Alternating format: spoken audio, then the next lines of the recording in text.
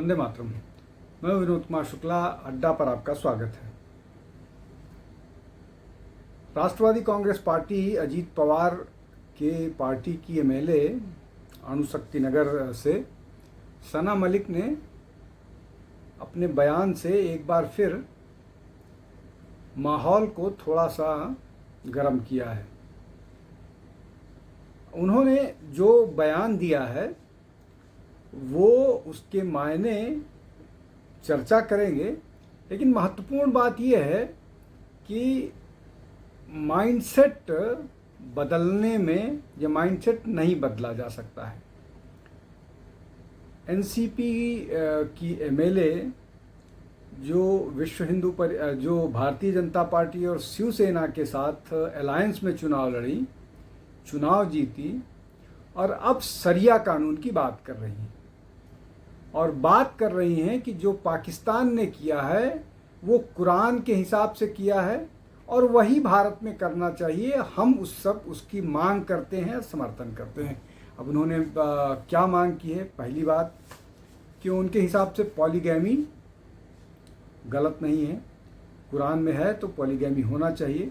हालांकि उनके हस्बैंड ने अब तक केवल एक ही शादी की है।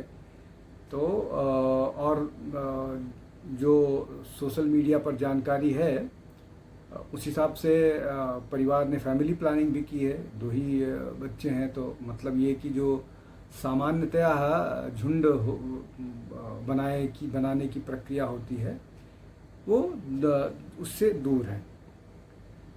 अब इसमें एक और महत्वपूर्ण बात है कि जब सना मलिक ये कह रही हैं कि पॉलीगैमी अलाउड है, ट्रिपल तलाक कानून कुरान में नहीं था, अगर नहीं था तो फिर उस पर इतनी लंबी बहस हुई, पार्लियामेंट में डिबेट हुई, उसके बाद मुकदमा सुप्रीम कोर्ट तक गया और वहाँ यही बताने की कोशिश की गई कि धार्मिक मामलों में सरकार को हस्तक्षेप नहीं करना चाहिए।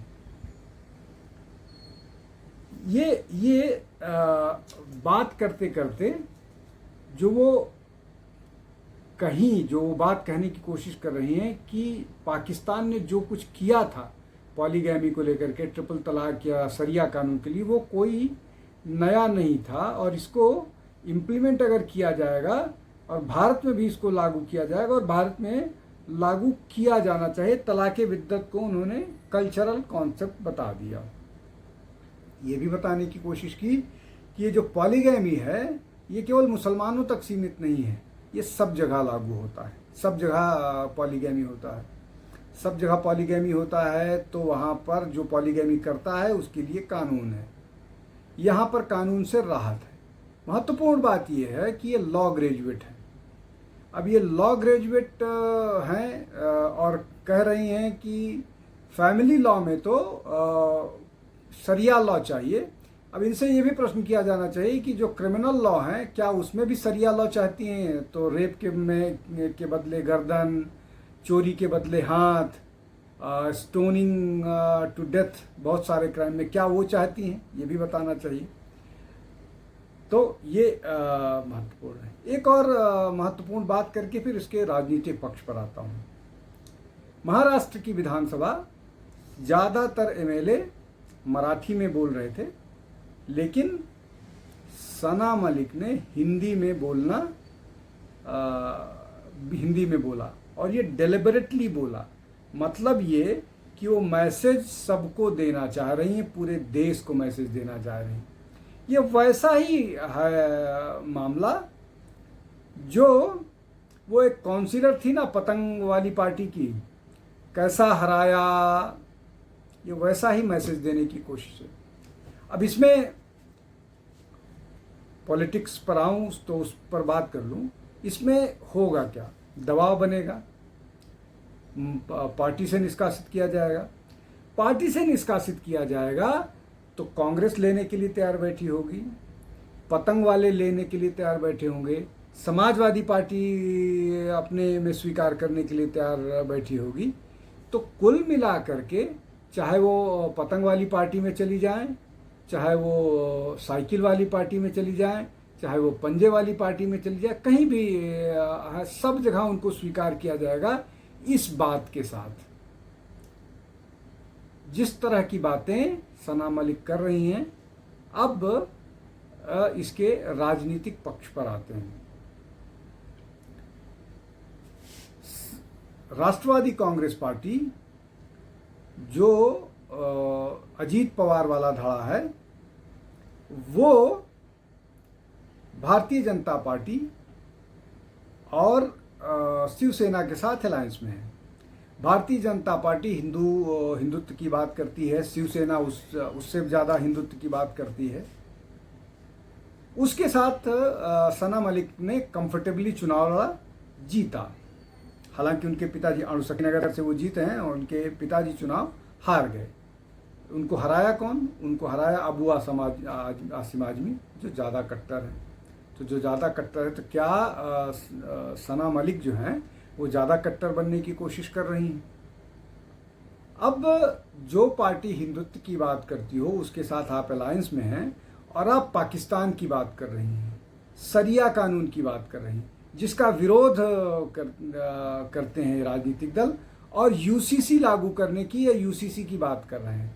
मतलब ये कि एक सोची समझी राजनीति के तहत या तो आप काम कर रही हैं, आप चुनाव जीत चुकी हैं, आप चाहती हैं कि आपको पार्टी से निष्कासित कर दिया जाए तो आपकी विधानसभा सीट बची रहेगी, आपका नुकसान नहीं होगा और आप इसी तरह की बयानबाजी करती रहेंगी। और अगर आपको नहीं रोका गया तो आपकी बातों को लेजिटिमेसी मिलेगी, आपकी बातों को क्रेडेंस मिलेगा। तो ये बात होगी। अब ऐसी ही बातें इनके फादर भी करते रहे हैं, नवाब मलिक, जब उनका विवाद जो है वो समीर बानखेड़े के साथ हुआ था, और वो भी जब वो शाहरुख खान के समर्थन में नवाब मलिक उतर आए थे, इसलिए कि शाहरुख खान के लड़के को अरेस्ट किया था ड्रग वाले मामले में। हालांकि बाद में उसको छूट मिल गई। अब मतलब बाद में उसको जमानत और क्लीन चिट भी अदालत मिल गई। अब ट्रिपल तलाक जिसको संसद ने पारित कर दिया है, उसको समर्थन कर रही हैं। उससे ज़्यादा भारतीय जनता पार्टी को सीधे तौर पर चुनौती दे रहे हैं। हालांकि उसका जवाब देने के लिए जिस तरह की बात वो करती हैं, नीतीश राणे ने बहुत तीखी प्रतिक्रिया दी है। उन्होंने तो ये कहा कि जिनको भारत के संविधान और इस पर विश्वास नहीं है, उनको तुरंत शरिया वाले देश में चले जाना चाहिए। तो ये है। और जब इन लोगों को सुविधा के हिसाब से, जब जो कानून सुविधा प्रदान करते हैं उसी कानून की तरफ ये मुड़ जाते हैं, चाहे क्रिमिनल और फैमिली कानून का मामला हो, चाहे और कोई मामला हो। अब पाकिस्तान की बात करना कि पाकिस्तान में जो हुआ वो ठीक हुआ और पाकिस्तान जो कर रहा है उसको हमको भी लागू करना चाहिए, ये थोड़ी सी जो लिमिट है, एक जो जिस व्यक्ति ने संविधान की शपथ ली हो उसको उसके लिए इस तरह की बात करना संवैधानिक जो दायरा है उसको पार करना है, और ये ब्रीच ऑफ ट्रस्ट है। इस ब्रीच ऑफ ट्रस्ट के लिए इनकी सदस्यता जानी चाहिए, इस पर प्रिविलेज मोशन ले आना चाहिए, प्रिविलेज मोशन ले आकर के इनकी सदस्यता जानी चाहिए। इसके अलावा और कोई दूसरा चारा नहीं है, इसलिए कि इस तरह के लोग, चाहे वो असदुद्दीन ओवैसी हों जो संविधान जो सांसद की शपथ लेते हैं और उसके बाद जय फिलिस्तीन बोलते हैं, या असेंबली में खड़े होकर के सना मलिक पाकिस्तान का समर्थन करती हुई या पाकिस्तान की बात करती हुई नज़र आ रही हैं, ये वही लोग हैं जिनके पुरखों ने पाकिस्तान के लिए वोट किया था, पाकिस्तान का समर्थन किया था और उसके बाद ये भारत में रह गए थे। ये उसी तरह की मानसिकता के लोग हैं जो ऐसा करते हैं और कानून संविधान के ऊपर अपने धार्मिक विश्वास और अपने धार्मिक आस्था को रखते हैं। ये एक बहुत महत्वपूर्ण डेवलपमेंट है और इस पर निश्चित तौर पर सना मलिक की सदस्यता जानी चाहिए। आज के लिए बस इतना ही। बहुत बहुत धन्यवाद। नमस्कार।